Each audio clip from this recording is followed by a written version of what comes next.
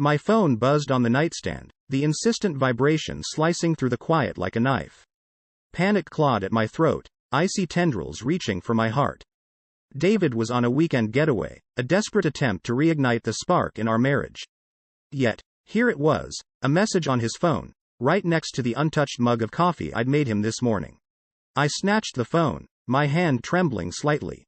The screen displayed a single, unfamiliar number. My breath caught in my throat. It wasn't a work contact, none of his usual buddies. A wave of nausea washed over me. Before I could convince myself it was nothing, another message popped up. It was short, just 2 words, but they sent the world around me tilting on its axis. Meet me later. Usual spot. My stomach lurched. Usual spot? This wasn't a client, a colleague. This was someone else. The blood drained from my face, leaving me cold and clammy. Who was this? What was going on? Images of him laughing with another woman, holding hands, flashed through my mind. The years of loyalty, the routine of our life together, felt like a flimsy curtain ripped away, revealing a shocking truth I wasn't sure I could handle. My fingers hovered over the screen, the urge to unlock the phone, a battle raging within me. Every fiber of my being screamed at me to confront him, to see with my own eyes the betrayal playing out. But another voice, a chilling voice of caution, whispered that ignorance might be the safest option. What if it was nothing? What if I opened a Pandora's box I couldn't close? The phone buzzed again, jolting me back to reality. This time, the message was for me. It was Mark, the new artist across the street, the man I'd been indulging in stolen glances and late-night texts. His message was simple. Thinking of you. My vision blurred, the phone slipping from my grasp as it clattered onto the nightstand. David and Mark, 2 men on opposite ends of my life, both seemingly harboring secrets. In that moment, the carefully constructed world I'd built began to crumble around me, and I was left with a chilling question. Whose betrayal would shatter me first? My stomach churned like a washing machine on high spin. David stood there, his face ashen, the phone clutched in his hand like a lifeline.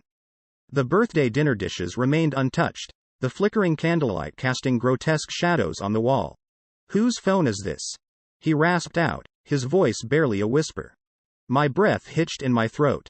It was Mark's phone, the one I'd forgotten in my purse, a damning piece of evidence in the wreck of my deception. My mind raced, searching for an escape, an excuse that wouldn't crumble under scrutiny. I stammered, my voice failing me. He flipped the phone open, his thumb hovering over the unlock button. My heart hammered against my ribs, a frantic drum solo threatening to burst out of my chest. He glanced at me, his eyes filled with a chilling mix of hurt and betrayal. Password? He demanded, his voice devoid of emotion. My mind went blank. A password? I hadn't even thought about a password. Panic clawed at me, squeezing the air from my lungs. I blurted out the first thing that came to mind, a desperate plea disguised as a joke. Seriously, babe? It's my phone. You checking up on me now? My voice cracked, the forced lightness a dead giveaway. He held my gaze for a beat too long, then, with a slow, deliberate movement, unlocked the phone. The screen lit up, displaying the incriminating messages in all their damning glory. Mark's name blazed at the top, followed by a string of texts that left no room for interpretation. Each sweet nothing, each stolen moment, laid bare for David to see. His face contorted in a mixture of anger and disbelief. The birthday card I'd bought him slipped from his grasp, fluttering to the floor like a dying butterfly. The silence in the room was thick enough to choke on, broken only by the insistent drip drip drip of the faucet in the kitchen sink. So this is what working late has been about, he finally said, his voice laced with a bitterness that sent shivers down my spine. I opened my mouth to speak, but no words came out. Shame, hot and suffocating, washed over me. The carefully constructed facade I'd built crumbled to dust, leaving me exposed and raw. Don't bother, he cut me off, his voice flat. He tossed the phone back at me, the clatter echoing in the deafening silence. Just get out. The weight of his words hit me like a physical blow. I stared at him, the man I'd shared 10 years of life with, the man I'd betrayed in the worst way possible. But instead of anger or defiance, a wave of crushing loneliness washed over me. In that moment, I understood the true cost of my actions. He wasn't just throwing me out, he was throwing away everything we'd built together. Tears welled up in my eyes, blurring my vision. The room seemed to spin, the familiar surroundings morphing into a distorted reflection of my shattered life. With a choked sob, I turned and walked out, leaving a trail of unspoken apologies and a lifetime of regrets hanging heavy in the air. The courthouse doors slammed shut behind me, the echoing bang a punctuation mark on the end of our marriage. David, impeccably dressed and looking 10 years younger, walked out a few steps ahead, his face an emotionless mask. We hadn't spoken a word the entire time, the air thick with unspoken accusations and a suffocating silence. As I stepped out into the bright sunshine, a wave of dizziness washed over me. The world seemed to tilt on its axis, the familiar street scene morphing into a blurry mess. Leaning against the cold stone wall, I took a deep breath, trying to steady myself. Suddenly, a voice pierced through the fog of my misery. "There you are." I looked up, squinting against the sunlight. Mark, his face etched with worry, stood a few feet away. Relief flooded through me, a lifeline thrown to a drowning woman. "Mark," I exclaimed, my voice thick with emotion. "Thank God you're here." He rushed to my side, his arm wrapping around my shoulders in what felt like a desperate attempt to hold me up. "I was worried sick," he murmured. "I tried calling you, but your phone kept going straight to voicemail." Shame burned in my cheeks. The phone. David, in his chillingly calm way, had kept it during the settlement. My only link to Mark, the man who'd ignited the fire that had ultimately consumed my life, was gone. "David," I started, the weight of the situation threatening to pull me under. "Don't worry about him." Mark cut me off, his voice hardening. "He's out of the picture now. We can finally be together." A flicker of unease sparked in my gut. Together? The word felt alien, a stark contrast to the harsh reality of my situation. I was jobless, homeless, and utterly alone, except for a man whose motives were suddenly shrouded in suspicion. "Mark," I said hesitantly, "about the money." His smile faltered for a brief moment, a flicker of something I couldn't quite place crossing his eyes. "Money?" He chuckled, the sound hollow and forced. "Honey, we don't need his money. I have a surprise for you. Come on, I'll show you." He grabbed my hand, his grip surprisingly tight. My initial relief curdled into a cold dread. The warmth of his touch felt like a shackle, binding me to a future I no longer recognized. As he led me away from the courthouse, the weight of a terrible truth settled upon me. In my blind pursuit of passion, I hadn't just destroyed my marriage, I might have just handed myself over to an even greater danger. The shrill ring of the phone shattered the fragile peace of my tiny apartment. It was like a physical blow, jolting me out of the daydream I'd been clinging to for comfort. I wasn't prepared to answer the call. Every unknown number felt like a potential threat, a reminder of the tangled web I'd woven around myself. But the ringing wouldn't stop, a persistent itch that demanded scratching. Hesitantly, I picked up the phone, my voice barely a whisper. "Hello?" A gruff voice, laced with a hint of amusement, filled my ear. "Is this the ex-Mrs. David Thompson?" My breath hitched. My married name felt like a foreign language on my tongue, a relic from a life that had irrevocably crumbled. "Who is this?" I managed, my voice trembling slightly. "A concerned citizen," the voice chuckled, a sound devoid of warmth. "Let's just say, I know a thing or two about Mr. Mark Johnson's artistic endeavors." Mark Johnson? The name hung heavy in the air, a stark reminder of my naivety and the devastating consequences of my choices. My heart hammered against my ribs, a frantic drum solo drowning out everything else.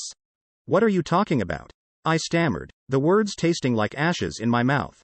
"Oh, honey," the voice drawled, "you have no idea." But let's just say, his struggling artist routine might be a tad bit embellished. A cold dread seeped into my bones, chilling me to the core. Embellished? What did that even mean? Before I could pry further, the caller hung up, leaving me with a gnawing sense of unease and a terrifying question. Just how much did I really know about the man I'd thrown my life away for? Panic clawed at my throat. I scrambled for my laptop, my fingers flying across the keyboard as I desperately searched for Mark Johnson, artist. The results that populated the screen felt like a punch to the gut. There were no paintings, no exhibits, no artistic accolades. Instead, there were mugshots, news articles, and a string of angry online reviews all linked to a notorious conman who preyed on lonely women, using their desperation to line his own pockets. The blood drained from my face as the horrifying truth slammed into me. Mark wasn't an artist, he was a predator. And I, blinded by a foolish infatuation, had been his latest victim. Tears welled up in my eyes, blurring my vision. The carefully constructed image of a passionate love affair shattered into a million pieces, leaving behind a desolate landscape of regret and despair. David's silent apology, the bouquet of lilies, suddenly felt like a beacon of misplaced kindness compared to the manipulative web I'd entangled myself in. With trembling hands, I dialed the number again, a desperate plea for answers forming in my throat. But this time, the line went straight to voicemail. Mark, the charming artist, the man who'd promised me a passionate escape, had vanished, leaving me alone to face the wreckage of my shattered life. The insistent knock on the door shattered the uneasy silence clinging to my apartment. My heart lurched, a hummingbird trapped in my chest. It was too early for Mark, and the friends who surrounded him lately weren't known for their subtlety. With a deep breath, I cautiously approached the door, peering through the peephole. My breath caught in my throat. It wasn't Mark, or any of his dubious associates. Standing on the other side was a woman, her face etched with a mixture of anger and concern. She looked vaguely familiar, but I couldn't place her. Before I could decide whether to answer, she spoke, her voice laced with barely concealed hostility. Are you, your name? Yes, I managed, my voice barely a whisper. Good, she said, her eyes hardening. I need to talk to you about Mark Johnson. The name sent a jolt of electricity through me. Fear, cold and sharp, clawed at my insides. Who are you? I demanded, my voice gaining strength.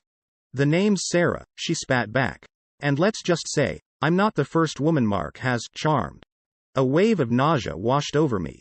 Another victim? The pieces started to click into place, a horrifying mosaic of Mark's deceit forming in my mind.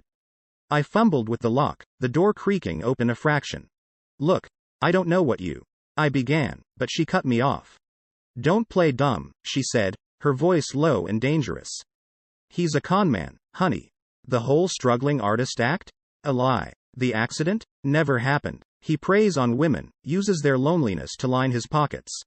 Her words were a brutal echo of the truth I desperately tried to ignore. Shame burned in my cheeks, a searing brand of my own stupidity. I stammered, searching for a coherent response. He's done this before, Sarah continued, her voice raw with emotion. He uses different names, different stories, but the game's always the same. You're just the latest Mark. The weight of her words crashed down on me, suffocating me with the realization of how badly I'd been played. This wasn't just about a failed affair. It was about a calculated manipulation, a carefully constructed web of lies that had left me emotionally and financially broken. Can you tell me more? I pleaded, a desperate thirst for the truth gnawing at me. Sarah hesitated, then nodded curtly. Come inside, she said, pushing past me into the cramped apartment. As she spoke, detailing Mark's elaborate cons and the trail of broken hearts he'd left in his wake, a cold fury began to simmer within me. It wasn't enough to wallow in self-pity. I needed to expose him, to prevent him from hurting another woman. The night deepened as Sarah shared her story, each revelation chipping away at the last vestiges of my misplaced loyalty. By the time she left, a steely resolve had settled in my gut. Mark Johnson, the charming artist, the man who'd shattered my life, wouldn't get away with this. I would see to that. The dial tone buzzed in my ear, a relentless mosquito refusing to be swatted away. It was the third time I'd called David's number, each unanswered ring a hammer blow to my already fractured heart.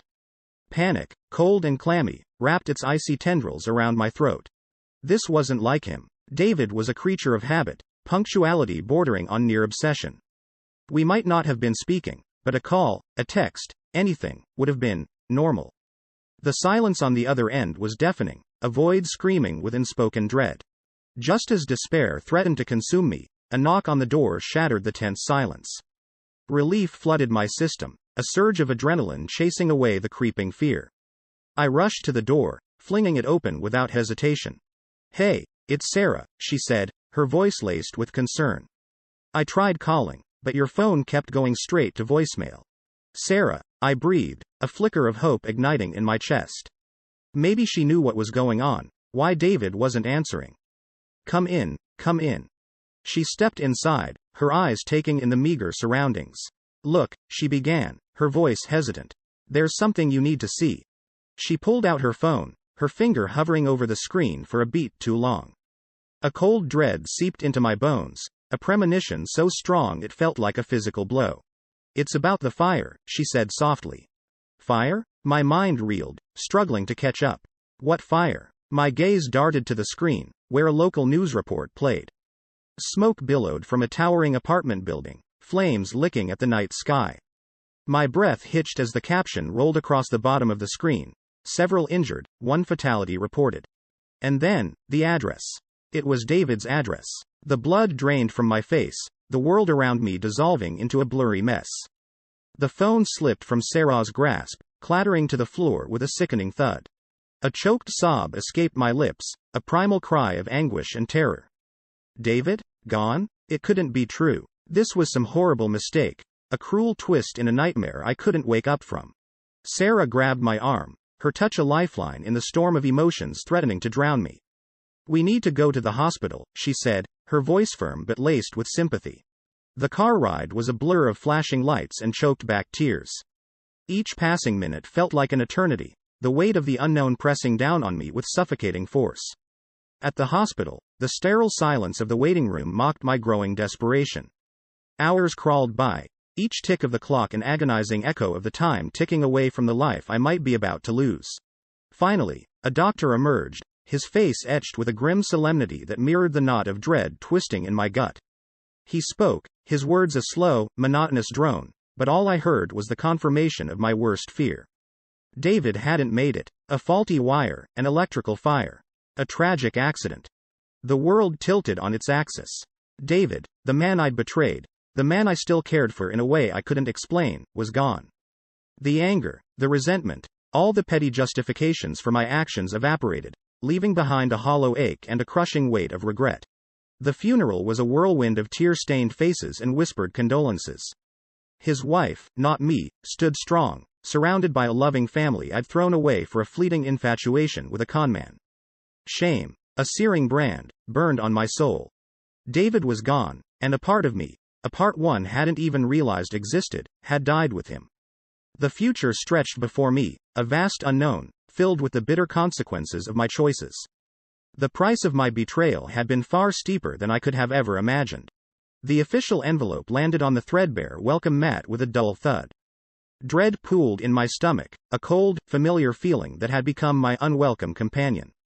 Picking it up, I recognized the stark black seal of a lawyer's office. My hands trembled as I tore it open, the crisp legal jargon blurring before my eyes. But the finality of it hit me in the gut like a sucker punch. David's will, everything, and I mean everything, was left to his wife. Not a single token, not a single word of acknowledgement for the 10 years of our shared life. The betrayal stung, a fresh wound layered on top of a festering one. It wasn't about the money, not really. It was the finality of it, the cold, hard confirmation that our relationship, the good and the bad, meant nothing in the end. Tears welled up in my eyes, blurring the legalese into an incomprehensible mess. A sob escaped my lips, a ragged sound that echoed in the empty apartment. This shoebox, once a symbol of my ill-fated independence, now felt more like a cage, a constant reminder of my colossal failure. David was gone, his life cut tragically short, and I was left with nothing but the wreckage of my own choices. The next blow came a few days later, another official-looking envelope arriving with a sickening predictability. Eviction notice. My heart hammered against my ribs, a frantic drum solo of impending homelessness.